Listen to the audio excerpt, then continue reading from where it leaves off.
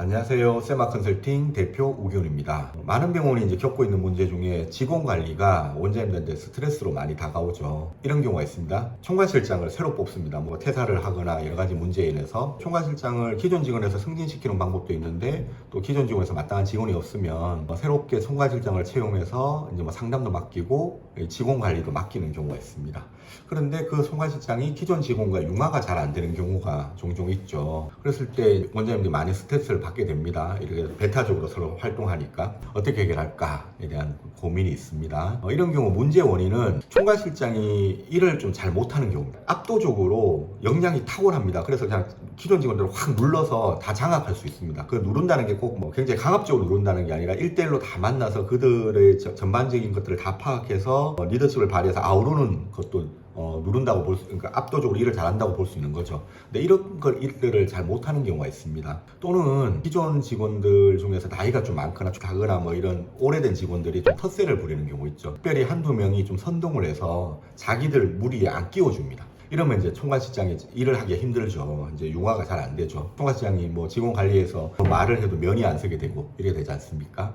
이래 되면 이제 굉장히 직원 스트레스가 높아지죠. 그걸 어떻게 해결할까? 우선 두 가지로 생각할 수 있는데요. 첫 번째는 병원의 비전에 따라서 조직 체계의 관을 먼저 좀 한번 다시 생각해 보는 겁니다. 병원에 원탑을 두면 원장님 입장에서는 굉장히 편하죠. 이게 장점입니다. 다만 리스크가 존재합니다. 왜냐하면 그 총괄실장이 굉장히 일을 잘하면 잘할수록 여러 가지의 많은 것들을 관여하면 관여할수록 만일 퇴사했을 때 대체력을 찾기 어렵습니다. 똑같은 사람은 거의 존재하지 않습니다. 또 병원이 정말 잘 발전했다고 치더라도 나중에 그 원탑이 고인물이 되면 조직 전체가 발전이 안 됩니다. 이제 원장님하고 조직 전체가 대치되는 구조가 되죠. 정말 감당이 안 되는 구조가 있습니다. 이게 이제 굉장히 리스크로 다가오게 되니까 한번 이게 과연 바람직한 방법인가에 대한 고민은 좀 해보실 필요가 있습니다. 그래도 나는 좀 편한 게 좋다. 정말 잘하는 총괄실장하고 일할 거야. 라고 해서 꼭 원탑을 해야겠다면 절대로 안 나갈 사람으로 해야 되죠. 그러면 절대로 안 나갈 사람이 가족 있을 수 있고요. 또는 그냥 일반적 직원이라면 급여를 압도적으로 많이 줄 생각을 하셔야 됩니다. 그래야 나가지 않잖아요. 그래도 그의 개인적인 문제 때문에 나갈 수 있죠. 그렇기 때문에 총괄실장할 때 적정한 시기가 되면 꼭 그의 후계자를 양성하는 것을 아주 중요한 미션으로 주셔야 됩니다. 그보다 이제 안정적인 방법은 부서장을 1대1로 원장님이 관리하시는 겁니다. 그러니까 의원급이라고 치면 부서가 한 3개, 많게는 7개 정도 됩니다. 그럼 직원이 한 3명에서 7명 정도 되지 않습니까? 이들은 반드시 1대1로 한 달에 한 번씩 원어원 미팅을 하셔야 됩니다.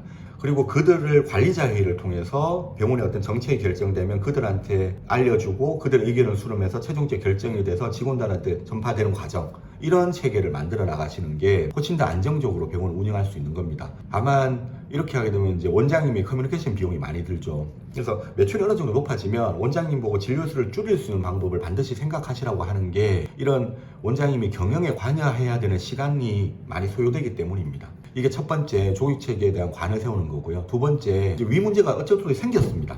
총괄실장하고 직원들하고 융화가 잘 안 되는 문제가 생겼습니다. 이런 문제에 대한 시스템적 해결 방법은 만약 이제 매출이 한 2억 가까이 된다, 어느 정도 병원이 좀 직원이 한 20명 내외 정도까지 규모가 커졌다라고 하면 수익률이 좀 안 좋아지는 상황이거든요. 그래서 원장님들이 수익률이나 돈에 대한 민감도가 좀 훨씬 더 커집니다. 그렇지만 장기적 발전을 위해서 행정팀을 좀 만드는 것을 추천드립니다. 행정팀이라고 하면 의용에서 필요한 행정팀은 격리, 총무, 인사 전반적으로 담당할 직원을 1명 정도 뽑아서 우선 시작을 하는 겁니다. 그렇게 해서 점차적으로 병원 전체 직원 인원이 증가하는 것에 따라서 30명, 50명 이렇게 될 수 있지 않습니까? 그에 따라서 행정팀 인력도 조금씩 1명, 2명 더 보강하는 겁니다. 그리고 일을 분업화 시켜주고 기존에 일 잘하는 친구들은 그걸 관리하는 팀장 역할을 시키면 되는 겁니다. 여기서 보통 원장님들께서 직원 관리를 총괄실장에 맡기려고 한다라는 말을 이제 자주 주시는 거에 대한 대치되는 거지 않습니까? 근데 좀 더 직원 관리를 좀 쪼개서 보면 결국 HR 영역인데요. HR 영역은 4가지로 좀 나눠볼 수 있습니다. 정책적인 부분이 있고요. 그리고 입퇴사 전반적인 관리 프로세스가 있고, 근태 같은 매일 발생하는 직원들의 업무 몰입에 관련된 일입니다. 출근을 늦게 하면 일을 몰입을 안 하지 않습니까? 그리고 연차 같은 경우도 갑자기 원래 정해진 연차가 있는데 당겨 쓰려고 한다. 개인적인 병가나 이런 것 때문에 이런 태도적인 부분들에 대한 행정 처리, 원장님은 매번 수리해야 되지 않습니까? 근데 이런 거에 대해서 개인의 어떤 편의를 좀 봐준다든지 안 봐준다든지 이런 것들도 결정을 해야 되잖아요. 근데 이런 것들은 기존에는 이제 관리자나 총괄실장을 통해서 매번 보고받던 것들을 행정실에서 이제 하게 되는 거죠. 그리고 병원의 이제 직원들에 대한 교육 문제잖아요. 교육은 다시 둘로 나누면 병원 생활을 하기 위한 공통적인 교육이 있습니다. 연차는 어떻게 신청해야 되고 뭐 어떤 비용이 나갔으면 어떻게 처리해야 되고 하는 그런 공통적인 일들이 있는 거고요. 그 외에 이제 임상적 교육이 있잖아요. 근데 이걸 좀 나눌 필요는 있죠. 공통적 교육은 행정에서 처리하면 됩니다. 특히 OJT 기간에. 많이 처리가 필요한 일입니다. 그리고 병원에 여러 가지 바뀌는 여러 가지 HR적인 요소들이 많죠. 그것도 계속 알려줘야 되는 거고요. 임상적인 부분은 부서장한테 맡기면 되는 거죠. 근데 첫 번째 말씀드린 병원의 정책적인 부분 있잖아요. 이거는 직원 관리라고 해서 총괄센터 맡겨놓고 위임하면 안 되는 거죠. 우리는 연차는 몇 개를 준다든지 병원의 HR적인 정책으로 결정해야 될 부분은 세마원에 보면 굉장히 많이 있습니다. 세마원의 HR에 있는 모든 카테고리 영역이 결국 원장님께서 결정을 해야 병원의 HR 체계에 대한 전반적인 관이 생기는 겁니다. 방향성이 생기는 거고요. 그거를 제외한 나머지 업무들은 다 행정팀에 맡기면 되는 겁니다.